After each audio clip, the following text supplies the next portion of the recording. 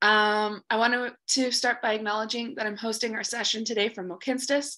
I respectfully acknowledge that we are coming together from across Alberta on Treaty 6, 7, and 8 territories, the traditional lands of First Nations, Métis, and Inuit people, and even from across Turtle Island today.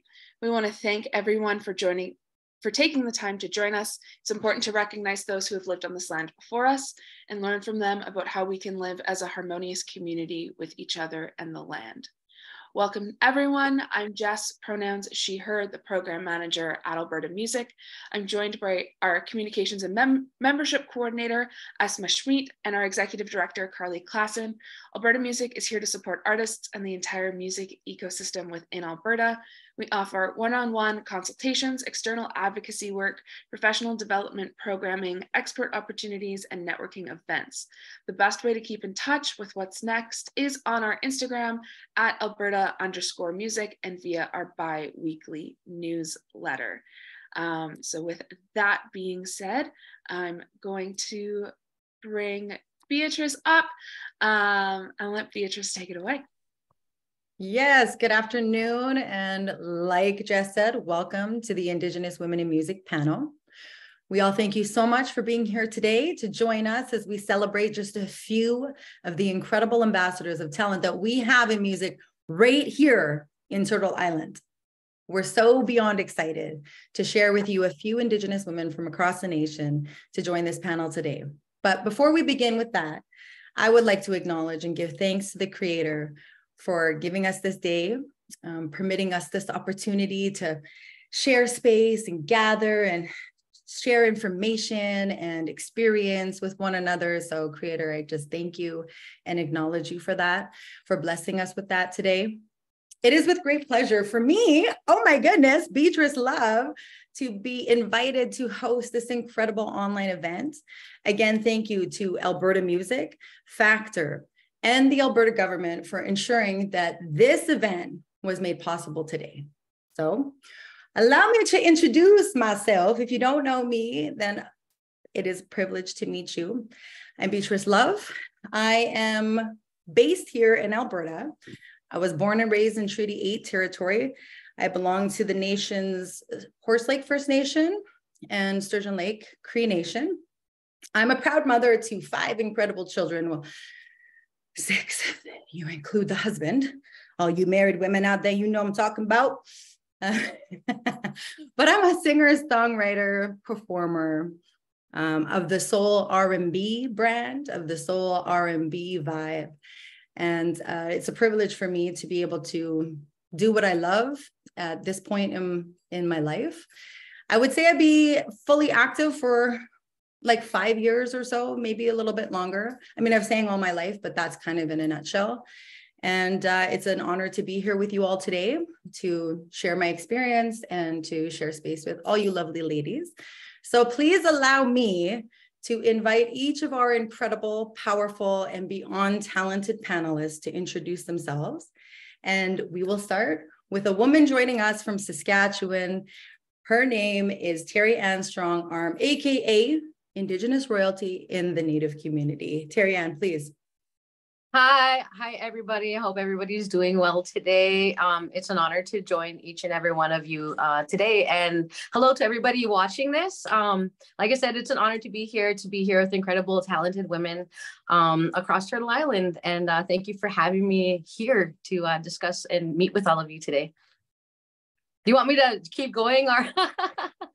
Yeah, if you wouldn't mind just sharing like maybe a little bit about your background in music, what genre, those kinds of things, that'd be fantastic in case somebody doesn't know.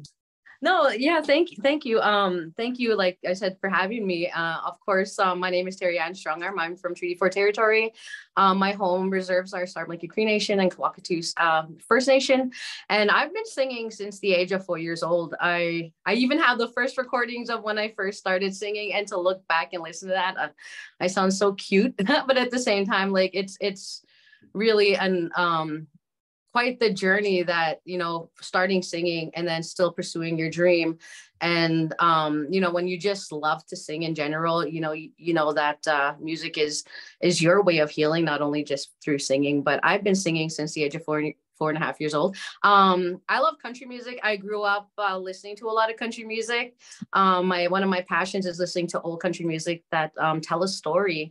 And yeah, I've been singing since then, and I still continue to sing because it's not only, just a career that I do, but it's also my own way of healing and getting through everyday tasks and healing and journey and everything through life like that. So yeah, that's what I do. So yeah, it's great to be here to join you guys. I'm looking forward to hearing each and every one of your guys' stories on here. So yeah.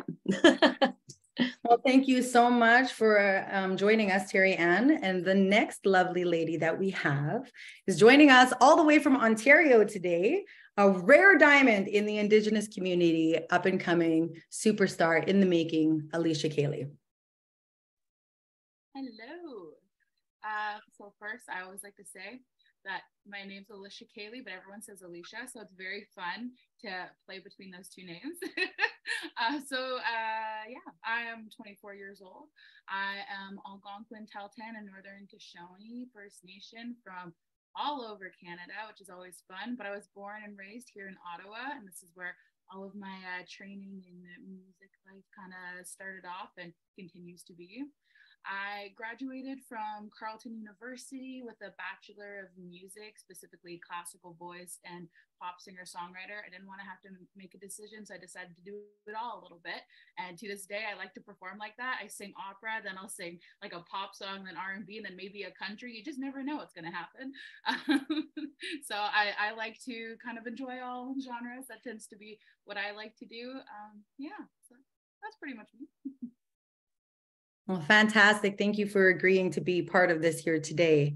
And last but very not least, we have a Métis sister joining us. Again, another superstar in her own right from the pop background, Miss Robin Cisek, sorry. That's perfect. Thank you so much for having me, Beatrice. I'm honored to be invited here, share this space with some amazing women. And thank you, Alberta Music, for putting this on as well. So my name is Robin Cisek. I'm a Métis electropop artist from Edmonton. I'm a member of the Métis Nation of Alberta and a descendant of John Saveston from the Manitoba Red River Settlement. And I'm a self-managed artist and also an artist mentor as well in the Edmonton area. Fantastic. Thank you for being here.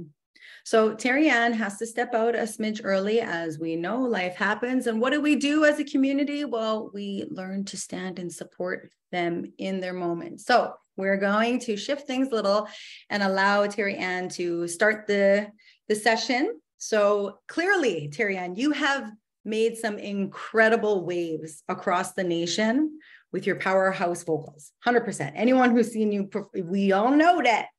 That's true. So congratulations on all that success that you've had presently to this day. But would you share a little bit? I know you had mentioned a smidge in the introduction, like you started singing at 4, but would you share a little bit about the beginning of your music career? So what did that look like? And when would you say that was? Music has always been a part of my whole family. Pretty much like every other person in my family was a musician, whether it be my late dad being a singer and then also a musician of all sorts of instruments. A lot of my first cousins were also singers, including powwow singers and dancers, you name it. So I guess it was kind of like bound to happen naturally because a lot of people in my family, they surrounded me with music my whole life.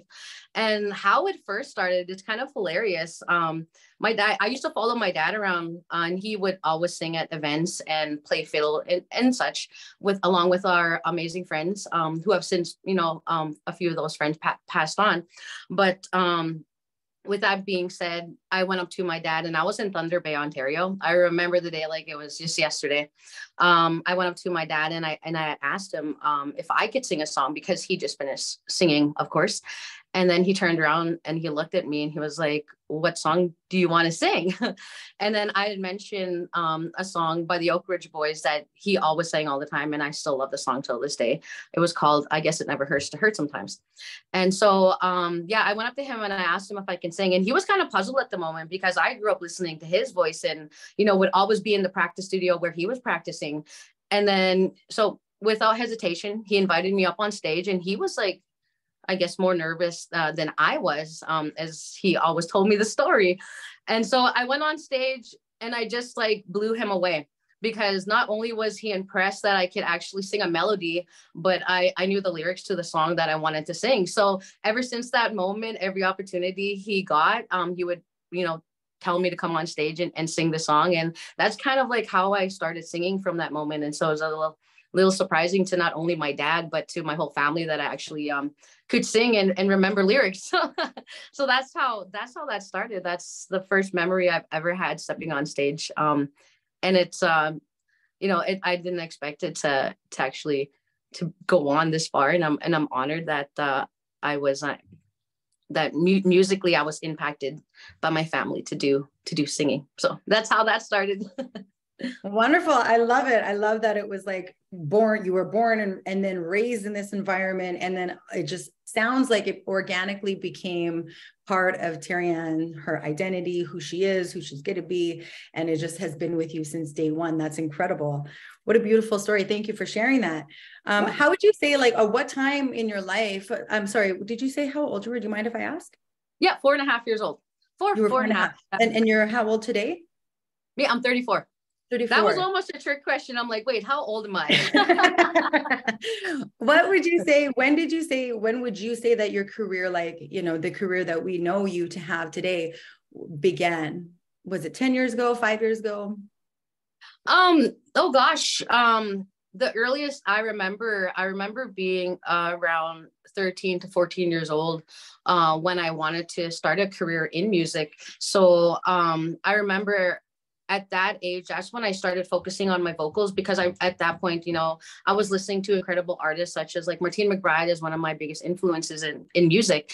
And I wanted that. And I was telling my dad, you know what, Dad, I would really like to pursue this as a career. And as we're young, we have so much goals and plans in place for us. I want to be on that stage. I want to do what they do. So around that time, my dad started vocal training me. He would make me listen to a lot of my music and then listen back to all of my singing and stuff on things like that. Then I started practicing to a lot of women with huge vocals. And I would sing for hours and hours and hours. And that was around the year, like I said, 13, 14 years old was when I really wanted to pursue a career in music. So that was when my dad started entering me in various talent competitions. And we would travel everywhere together, going to a lot of these talent competitions. And then my dad was, he was actually, I must mention that my dad was my biggest influence when it came to music. Like, he was the one who was like my tag team partner. So I do mention a lot of my dad in there because I feel that he is very responsible when it comes to my music career. Anyways, so with that being said, he was the one who was reaching out to a bunch of organizations and setting me up, to perform at various places. And along with that, he would also invite me on stage. So when I was around that age, that's when we really took off with music. And he knew that I really wanted to pursue that in life. And then he helped me along with that. So that was when it really started. Wow. So it sounds like 30 years from time that you started singing to the 10 years later, 20 years ago, you started really realizing that there needed to be like a consistency and a discipline and a work habit formed around that talent, right? To execute a career. So definitely been in the works for about 20 years. And would you say, like, how would you say actually that social media has influenced your career? I was always like a shy person when it came to doing interviews, right? But gradually, like within the last, I would say 10 years, I got used to doing a lot of interviews online or via video call. And then Zoom came in like kind of in the pandemic. So, you kind of, that's how people got used to meetings. So it kind of gave me that encouragement to not be so shy on camera. But yeah, when social media and Facebook and, all the platforms just all came to be, I've seen a lot of artists out there that weren't shy to post their videos in themselves singing on social media platforms. And the first times that I've done it, I was like shaking. Like, I was so nervous. Like, I couldn't even like hold composure, and I was like just sweating. And I was like, the more that was happening, I was like, oh my God, people are watching me. And, but over time, I got used to doing that. And, at first you're nervous for a lot of things that you want to do and pursue, but over time it just becomes easier. And the reason how Facebook happened, and I love sharing this story because I used to mention about my dad, like he was a big impact, and he was also an impact when it came to social media. I would do songs that were, kind of like that fit the younger generation. And then my dad would do fiddle playing. And so he would join me on social media platforms, and he was a fiddle player. So I asked him one day if he would like to join me on social media, and he did. And his fiddle music like reached like 80,000 people on like their total views that we posted together. So I told my dad, like, Dad, like people love your music. They love the old time fiddle music. And then they didn't know he sang. So in our next video, we posted a cover called Till a Tear Becomes a Rose, and that just like exploded across social media. So I was telling my dad jokingly, and we always made each other laugh, with because we were so close together. I'm like, Dad, you're a rock star, and I always thank him for that moment, for joining me on social media platform, because he was really the one responsible for reaching the crowd that we did together. And we just weren't shy. We just went ahead and we started posting more on Facebook. So from that moment on, I would believe it was around 2016 till now, up until, so he was responsible for all of that. That's how the whole thing got started. Wow, the good old fiddle, old school. Yes. Catering to that part of the natives, that old, like Tear in My Beer style. That was the first song that I learned. It's just like that portion of, time. But it sounds like, it was something that really resonated with the community. So congratulations on, oh my goodness, having such a great relationship with your dad and being able to share so much of this with him. That must have been such a blessing for you.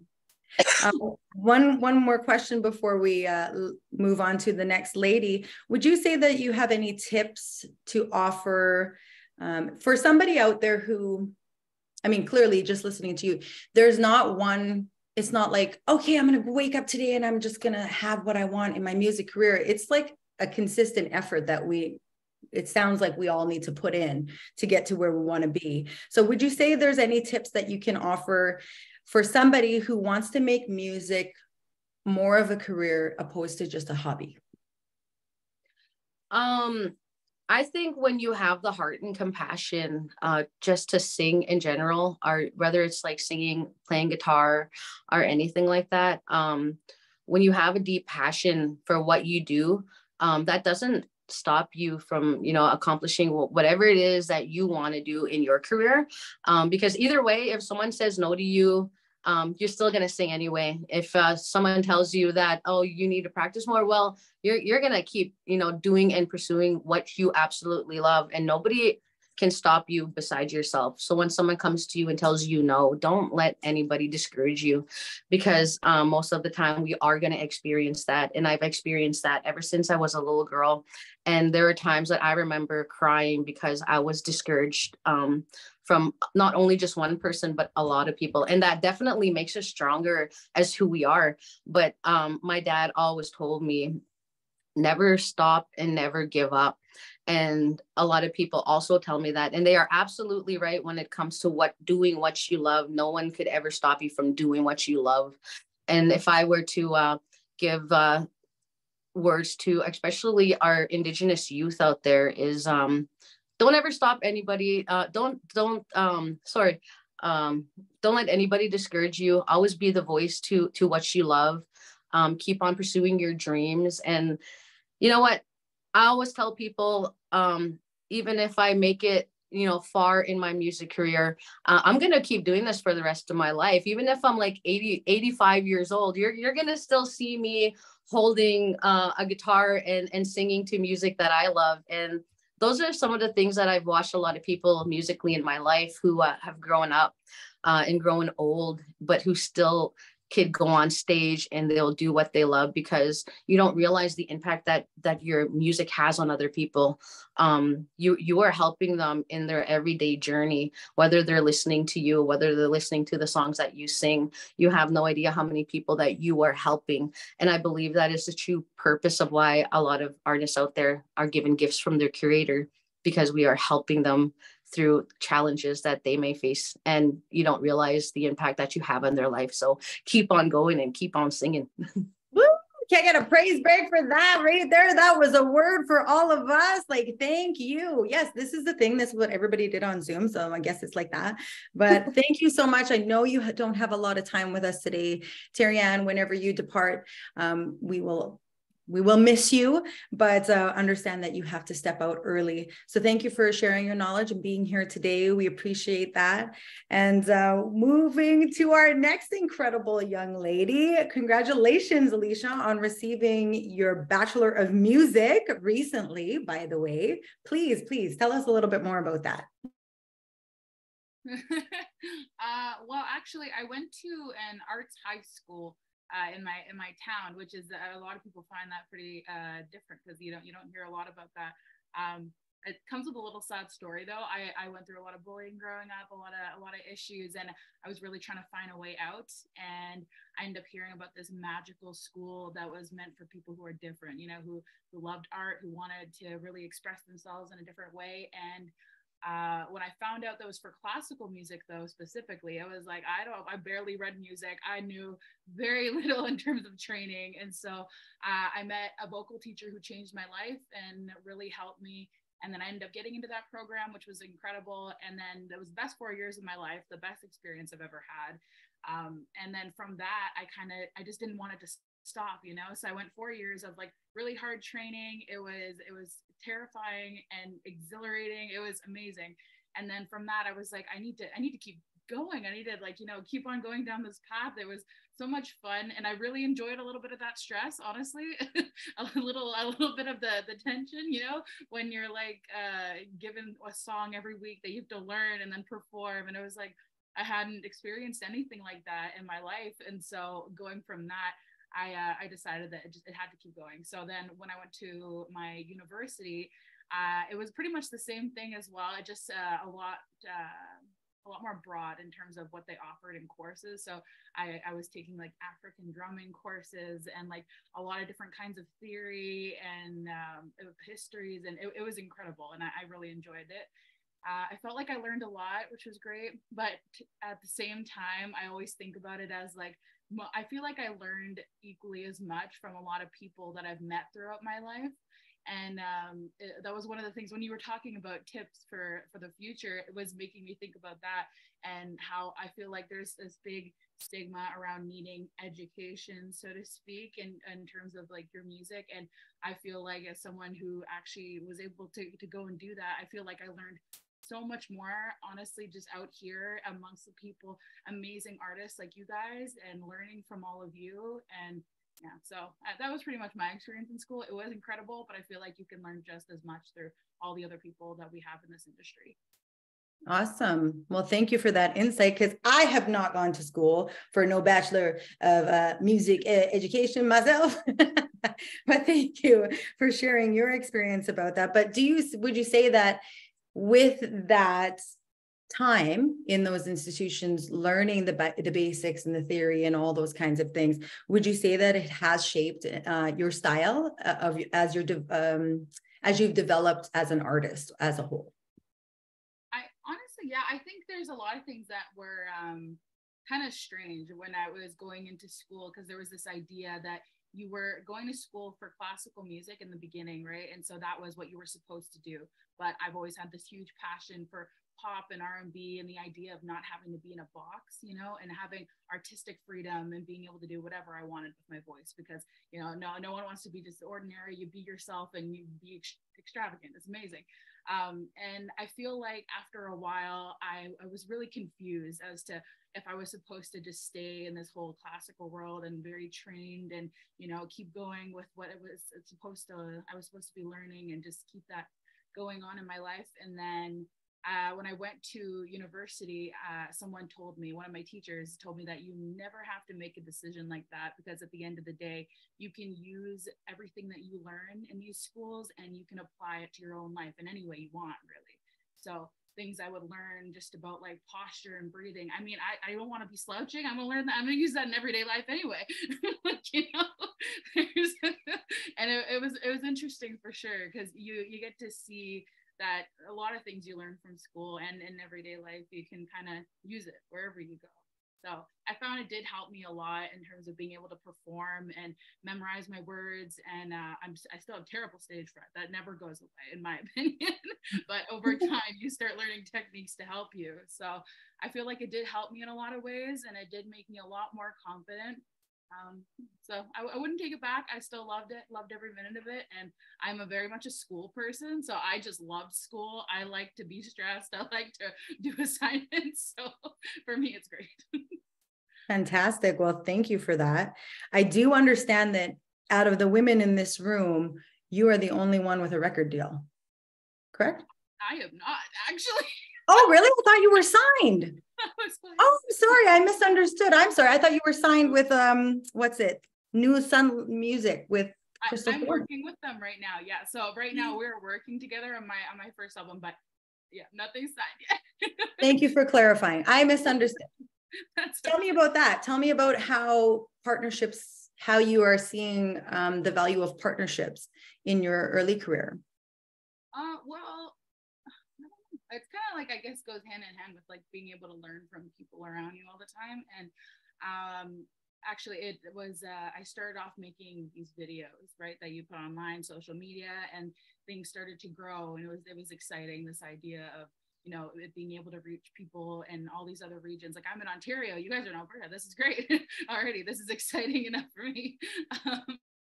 So I don't know. I think the fact that I've been able to reach people that are so far from me, and like, I have family in British Columbia, so I know it goes here, my music's here in Ontario, and then goes over there in BC, and then that's exciting. But you know, being able to use social media to your advantage to actually be able to, you know, spread a message and spread my own music, you know, to everyone is really exciting. And one way of like networking that I was actually able to use to my advantage was when we did the KI's Our Voices competition.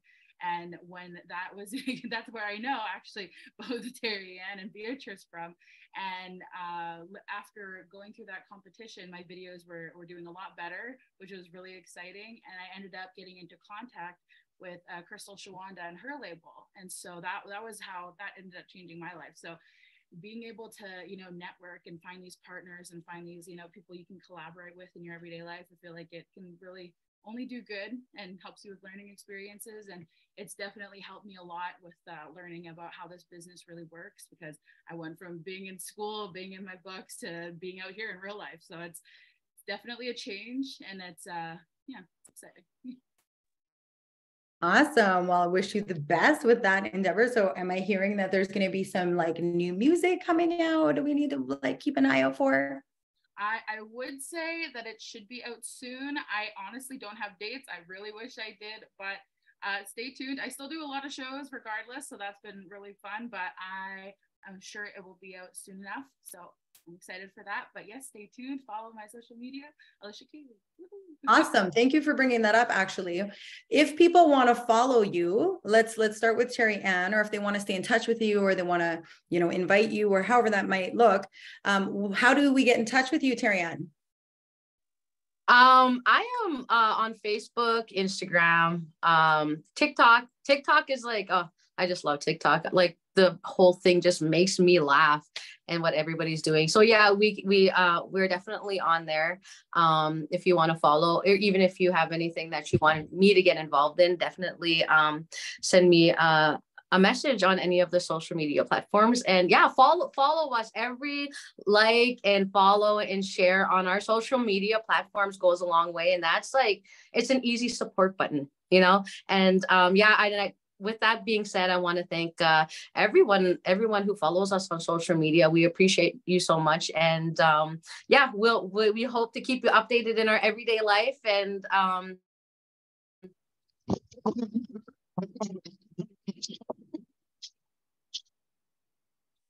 oh, missed that last part. Could you just repeat your last sentence, my dear?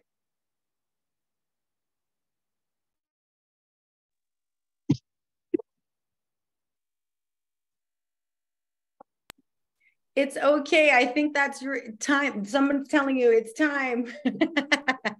Well, thanks, Terri-Ann. Like you've heard it, you can follow her, Terri-Ann Strongarm, on all social media platforms, TikTok, Facebook, Instagram. And Alicia, could you share with us how we can get in touch with you? What's your handle? Yep, all the same thing as well. Pretty much everything should be under Alicia Kayley. I'm just making sure, because sometimes you just never know. I think I gave someone else's card the other day when I was networking away at an event. I think I gave someone else's contact, so they're going to be in for a fun surprise. So I'm hoping I'm not giving anyone wrong names. Yeah, everything should be under Alicia Kayley, or Alicia Kayley page on Instagram, and then on Facebook as well for Alicia Kayley. Fantastic, wonderful. And our lovely Robin, so Cisek. I'm so sorry. That is okay. I am very used to it. One more time for me, girl. Say it. Cisek. Robin Cisek joining us. Congratulations, by the way, on your Canadian Music Week showcase last month, right? Last month. Oh my goodness, that's incredibly stellar. So would you share a little bit about how participating in events like CMW is obviously an option to all of us, but potentially beneficial for us as artists and our overall brand? Well, just starting off, like speaking from just any regular artist, maybe non-Indigenous artists as well, it was an incredible experience to go and to get to network with people who maybe you wouldn't be exposed to in your regular day-to-day artist life in local areas. So it's really cool to go there and get to go to the conferences. But I really think the biggest part for me was getting to do the networking behind the scenes. So like trying to catch people in between conferences and the speakers and try to find something in common with them. I really, really got some amazing contacts there, and I would recommend it to anybody who's willing to go the extra mile and willing to put in a little bit of time. I think if you were going to go, I definitely would say like dress yourself up, present yourself as an artist, and try to make sure that you can make those connections, have your business cards, be ready for that. But coming from an Indigenous person as well, it was a great opportunity to connect with other Indigenous artists that aren't local to my area as well. A ton of artists were there, and it was really cool to kind of have very specialized conference sessions for just Indigenous people, for Black people, for people of color, for all different people on the spectrum, like LGBTQ, all things like that. And it was really cool to get to go to those conferences, and there was a lot of moments where people could speak up and say either what they thought about the conversation or kind of lend some questions or something like that. And I just feel like I got a lot out of it, and I would recommend it for sure. When you say you have contacts, like, can you give us a couple examples of your experience with different contacts that you met at an event like Canadian Music Week? Yeah, for sure. So, I mean, there's lots of different managers there that work with really big artists. There's record labels, there's people that run radio shows, there's people that run radio stations. I met Tom Pullman and he's the main director for iHeartRadio. So there's people like that go there, like just people that you wouldn't get to, like when you send them an email, sometimes they don't answer, but you see people face to face and it really does make a difference. So just people like that. And honestly, just people I could learn from too, like different artists that have had different experiences, maybe that are working with certain companies, and we can kind of talk about that and see how their experiences and stuff like that. So yeah, it was really cool. Fantastic. And I will jump in here because I have attended CMW twice. Last year was my first year. And I have to agree 100%. Going to events like this are so valuable in terms of learning, right? The learning experience. When I went there, I'm like, you are what? There's a who? These are what? So there's music supervisors, there's people who are distributors, there's, like she said, labels, managers, booking agents, like, you know, music, what's they called, syncing, publishers, like it just, the list goes on and on and on. And my mind was so blown with like, we are one small portion of this huge machine. And at the end of the day, like having the awareness into how that goes into our careers and builds us as artists, and builds our career behind the scenes. Because there's a lot of people behind the scenes that make one big shiny, you know, artist successful, right? So I feel like too, like there's always people that you go there and you don't know that you need them. And then just seeing them and what they do, you're like, oh my gosh, this would be so good for my career. So it's really cool. Absolutely. So I will agree with Robin. If you have an opportunity, anybody out there, and if you're up and comer, if you're a veteran at any point, an experience like Canadian Music Week is so beneficial. So yes, I will agree with that. Can you tell us a little bit about grants? Because I understand you have had some success with some grants. Yeah, Right? I've been lucky a couple times. I've gotten my last album, I got the marketing covered and stuff like that. But I've definitely been like working towards trying to get more grants and stuff like that too. But I think coming from an Indigenous perspective, there's so many opportunities for us to look into and opportunities for us to get funding, because it's hard to do it yourself. It's so hard. And we have these outlets that we can go to if we just put in a little bit of extra time to try and get there. But I know that like there's a lot of grants that are like, we need more people to apply. So like everybody needs to be applying, and they need to do those things and take a little bit of extra time, because it really does pay off in the end.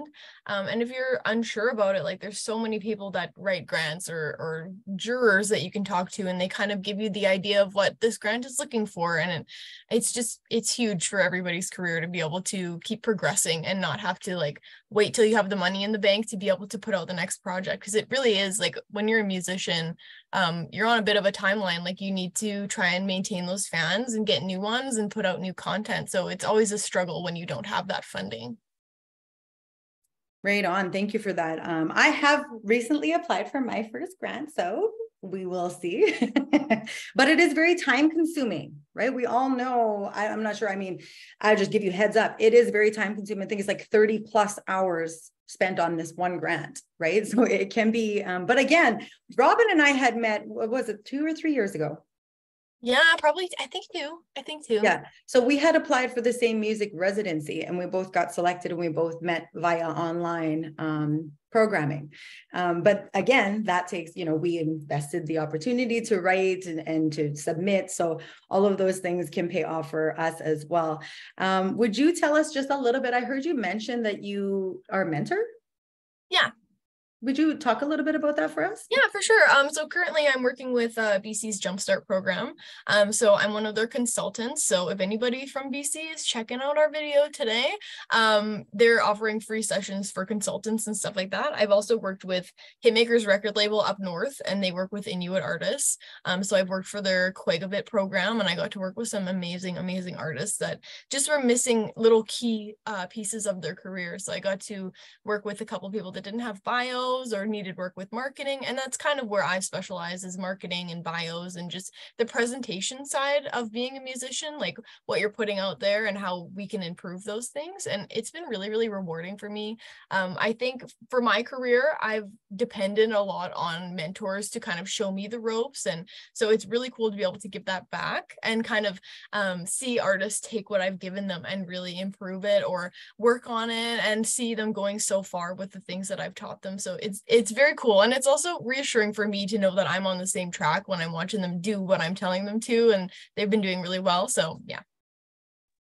Fantastic. Well, thank you for that. Anyone needs any help in their career, hit up Robin for all, and tell us, please, Robin, how can somebody get in touch with you? Yeah, of course. So of course our names are right here, the spelling, and you can check out Alberta Music to find the spelling as well. But I have Instagram, I have Facebook, Twitter, TikTok, all those things. Also, my music is on Spotify, Apple Music, YouTube, all the places you like to stream music. And I'd love to connect with you guys. And thank you for joining us again today. Awesome. So what I'm hearing in the general from all three of the ladies here today is that there has to be some hard work. I'm hearing lots of hard work. I mean, showing up every day on time. Alicia, congratulations. Like, if I could, make it to class every day on time 4 years in a row. Not for me. But what I'm hearing is like, there is planned strategy and discipline required at pretty much every point of a career, whether you're starting out, whether you're launching, or whether you're trying to maintain. So can any of you ladies share a little bit about the strategy that you have put in, or what you see for the future for strategy? I think with me, it's all about kind of building for the future. So like the patience of applying in gigs, to grants, to stuff like that way before the deadline. So kind of just putting your goals out there and being like, this is what I want. Okay, what do I need to do to get that gig or to get that grant, or like, this is the time commitment to put into that. And this is when, or the time of year I need to be doing that. So for example, when I'm applying to gigs and stuff for the summer, I'm starting as early as November. I'm keeping that in mind. And I kind of have like a set schedule of, in November, I apply to gigs. And in like right now, I'm applying to winter gigs, and then grants all kind of seem to happen in the summer, but we're all performing in the summer. So maybe it's a good idea to take some time out of our day and prepare for that ahead of time so we're not overwhelmed. So I think it's just a balance of preparation and goals and knowing yourself as well. Like I know that sometimes I pull things down to the wire. So just being a little bit over prepared is the way that I need to do things to get places. And just like patience, like just being patient with yourself. Like all artists, I feel like all artists, we get so many no's, and we get these yeses, and these yeses are the only thing that people see, and we compare each other to each other all the time, and there's this competition. But we get all these no's, and we just kind of have to keep moving forward and keep saying, okay, on to the next thing. It's okay, we're going to move on to the next thing, and this part's going to be okay. So just being patient with yourself and being gentle with yourself as well is so important. Awesome. Thank you for sharing that. And I will jump in here too. So I'll jump in with, in terms of what I've learned. I would say like actively I would even say up to 10 years, right? Because I won a singing competition like 2010 that kind of like gave me some good traction.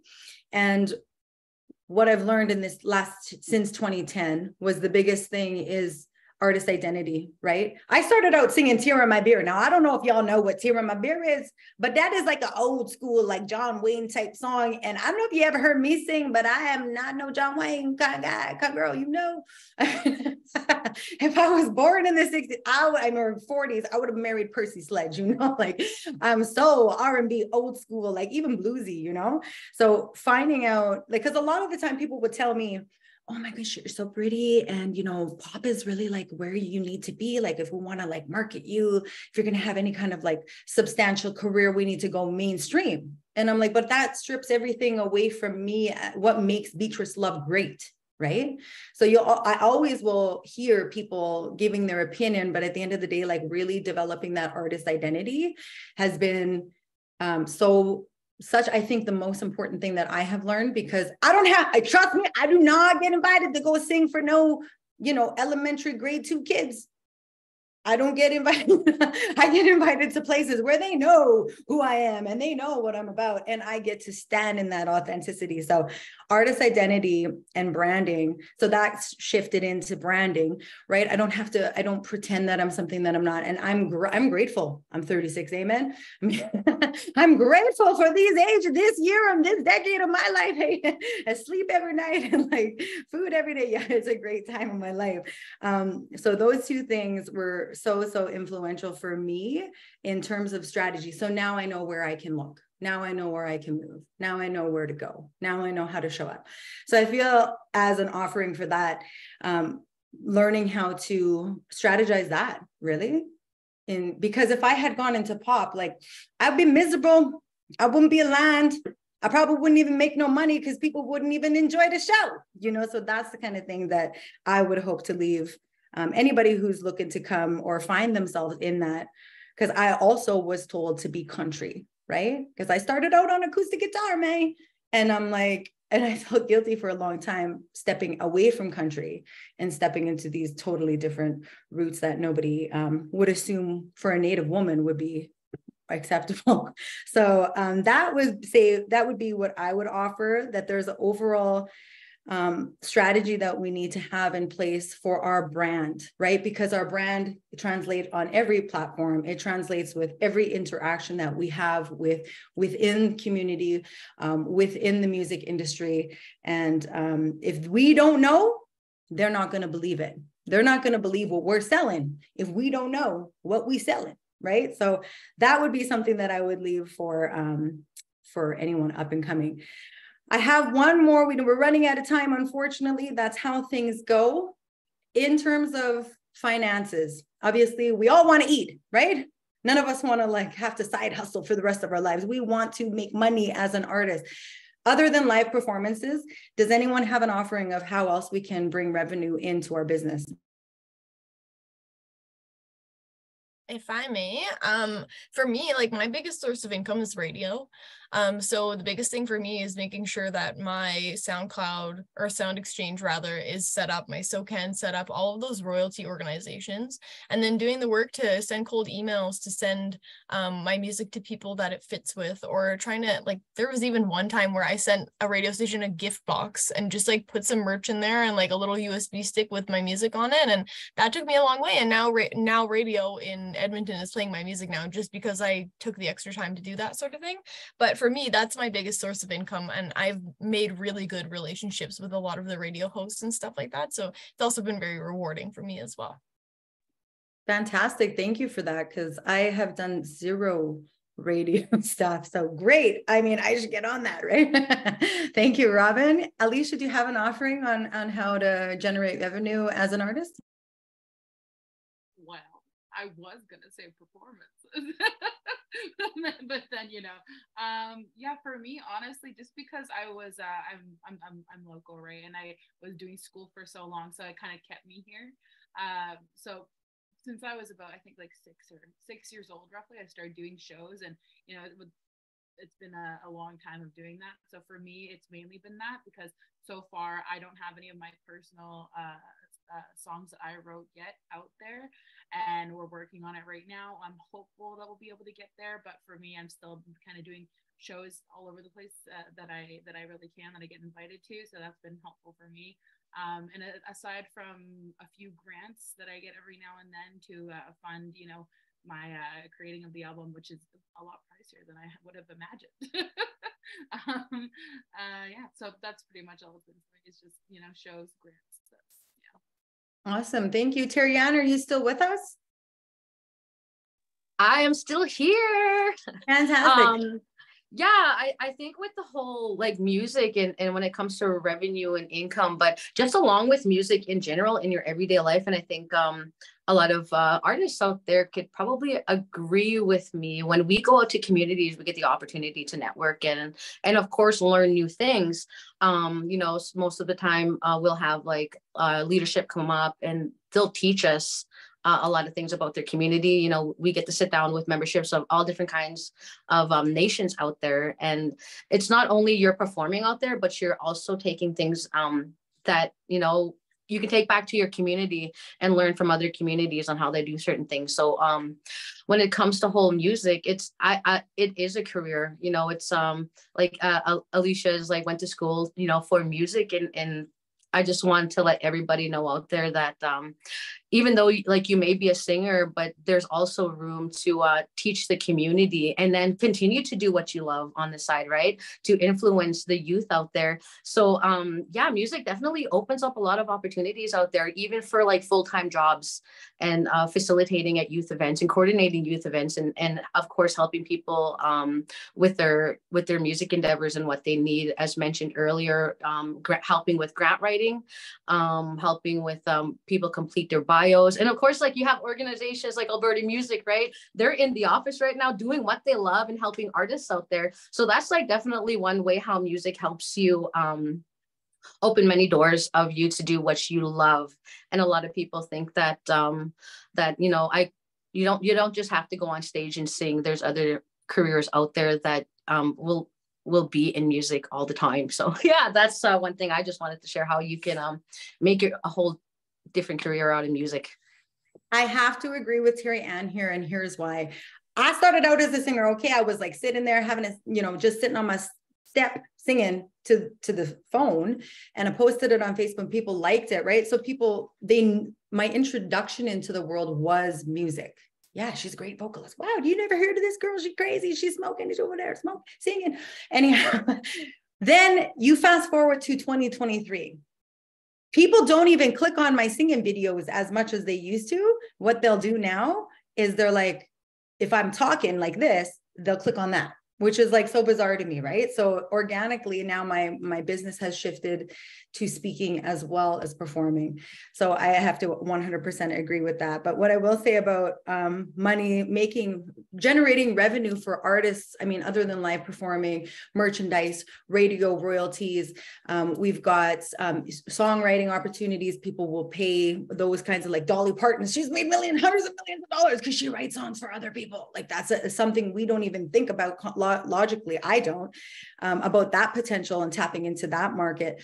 But there's so many ways for us to make money and continue to do what we love. And I think that a lot of us are naive to what that might look like. So just really getting educated on how that can benefit us so that we can continue to do what we love. And there's even like social media, like I'm sorry, I'm guilty. I should be on social media more, but like YouTube, I know people who make $10,000 a month posting one video a week. Like, I'm just saying, there is so much potential to use social media to our advantage as well. And I see a hand raised. Who is this?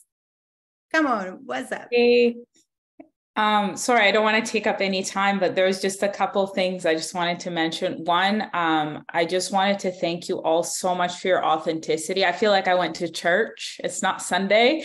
So I really, and sharing your stories, and Terri-Ann, the story about your father, it was just so touching. And y'all inspired me, and I'm sure you, inspired a lot of people here today, if not everyone. And once we post this on our socials, it's going to inspire so much more. And I just wanted to mention, there's an artist who's amazing artist, Chickawee, if I'm saying that correctly, hopefully, Indigenous artist, Juno nominated. And she had just got me to watch a documentary on Netflix called Rumble. And I learned so much from that documentary that, Beatrice, you were saying people maybe did not expect you to move into the genre, into the soul and all that, and where that comes from. But it's actually in your blood and your roots. And people do not know that. And I didn't even know that it, there, and I just really highly recommend people to watch this documentary, because it was just really amazing to see where that country and rock and jazz and the early days and influencers, and it wasn't just, it was a lot of Indigenous as well as Black people.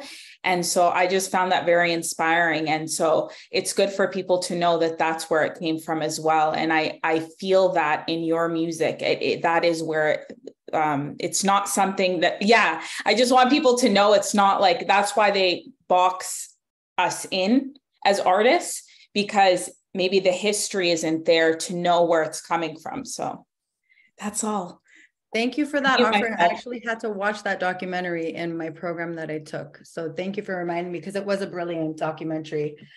We are running out of time, unfortunately. As you know, you put a few women in a room, we could go all day, all night, just sitting here, spending time together and sharing experience with one another.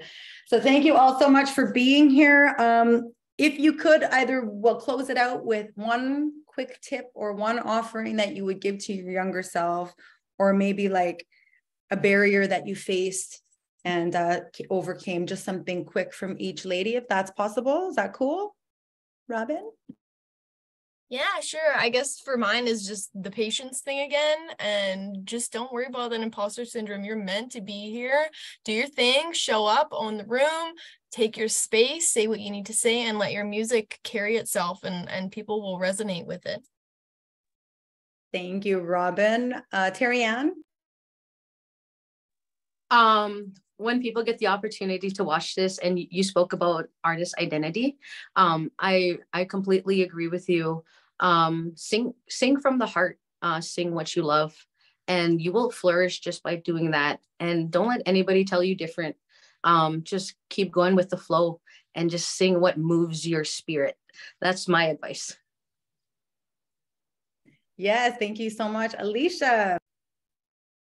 Piggyback actually off of what Terri-Ann just said. I was just gonna say, never stop singing for you, because no matter what shows, you know, you take on, or whatever kind of artist you are, you can always end up getting lost in these really big shows out there for all these different amazing causes. And sometimes, like every once in a while, you might kind of forget to do this for yourself, and remember to always like love what you're doing. Don't let anyone take that away from you, because I feel like sometimes it can get really busy, it can get kind of crazy, and then you kind of lose yourself a little bit. But at least for me, and so I feel like now is the time where I feel like I want to be a lot more grounded and do this for me, and never stop doing it for yourself. That's all I want to say. Awesome, thank you. And I will share, like I said, number one, if I could offer a couple things, would be artist identity.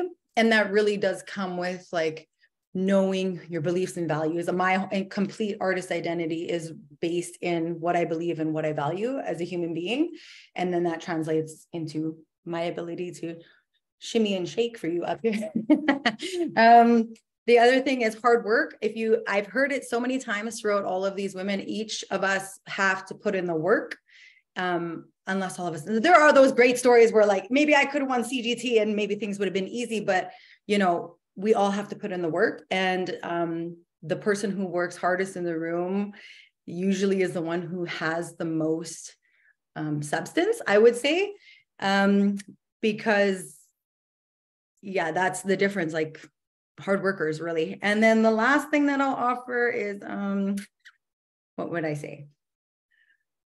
Just be yourself, and know that when you show up in a room, like you are representing more than just yourself. You're representing your family, you're representing your community and the national Indigenous like community as a whole. Like we are representations and ambassadors for a bigger purpose in that. And so I try my best to be on time. Sometimes I'm not on time, but try, just little things like being punctual and well-mannered, always being gracious. I feel like I'll give you an example of gracious, right? I went to one community and I've been back 6 times to that same community because the relationship building and just that willingness to meet them where their needs are. And so like that stuff matters when times are slow, and so anyhow, they are the ones who make us. Remember them, treat them with grace, treat them with love. And that's all that I have to say from Beatrice Love. And can we get Jess to close us out here? You bet. I want to thank all 4 of you for sharing with us today. It was incredible to hear from all 4 of you. I'm leaving this call with a smile on my face. I can't honestly believe how much joy was in this call. It's so incredible when we all get together and kind of see the strength of women when we're all together. I love it. Thank you, all 4 of you. Thank you, Beatrice, for hosting. Incredibly well done. And with that, I'm just going to let everyone go with a big smile on all of our faces. Have a great rest of the day, everyone. Thank you so much, everybody. And we'll see you on Facebook, cousins. Take care. Oh, we had a hand up and then she took off. But yeah, I forgot to say I am Beatrice Love is my social media handle. And I do have a website, beatricelove.com. All my socials are there. All my up-to-date shows, everything's beatricelove.com. Please visit my website and have a great day. God bless everybody. Bye. Bye.